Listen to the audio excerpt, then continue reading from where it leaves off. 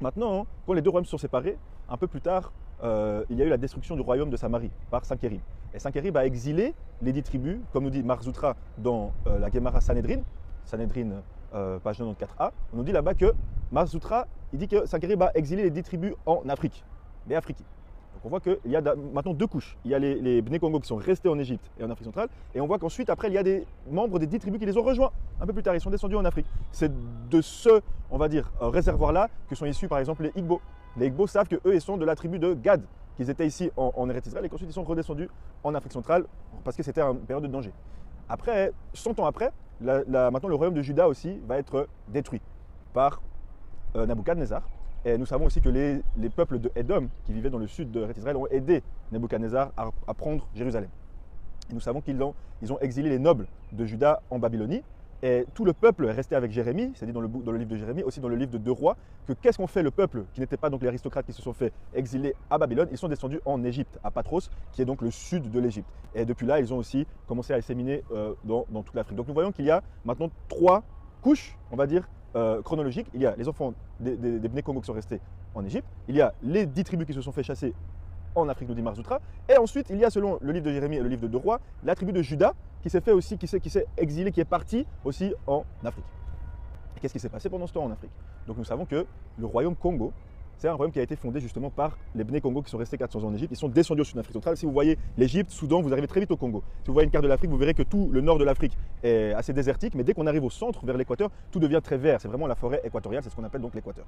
Et là-bas, ils ont fondé une civilisation qui a pris toute, on va dire, le Congo central jusqu'en Afrique du Sud, avec aussi le Zimbabwe, le Grand Mampate, toutes ces civilisations, toutes ces trouvailles aussi archéologiques fabuleuses que nous avons retrouvées, notamment au Zimbabwe et notamment aussi en Afrique du Sud. Donc vous voyez que qu'est-ce qui s'est passé? Le royaume du Congo, c'est un royaume qui s'est vraiment très bien organisé par lui-même. Les 12 tribus se sont éparpillées. Nous avons des cartes de Guillaume de Lys, qui était donc un chercheur il y a de cela 300-400 ans, qui a fait une carte de l'Afrique centrale où il nous parle du roi Makoko qui régnait sur 12 tribus au Congo central. Donc ils avaient un royaume vraiment bien administré. Their kingdom of Benin. But now let's go over to this area that was called Darnuba, right in this area here.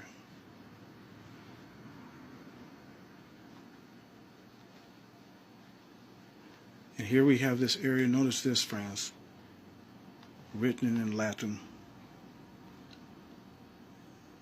Judaerum terra.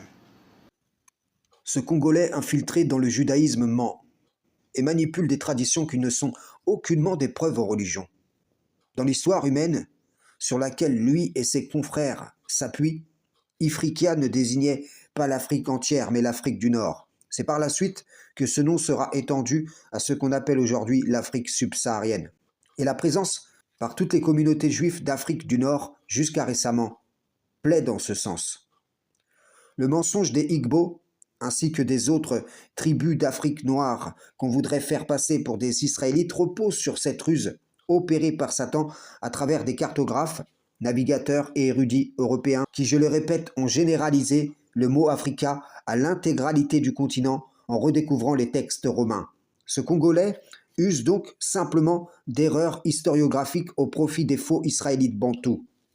Au temps du Messie, les Israélites étaient déjà énormément dispersés comme l'attestent les évangiles, en réalisation des prophéties, comme vous le voyez à l'écran.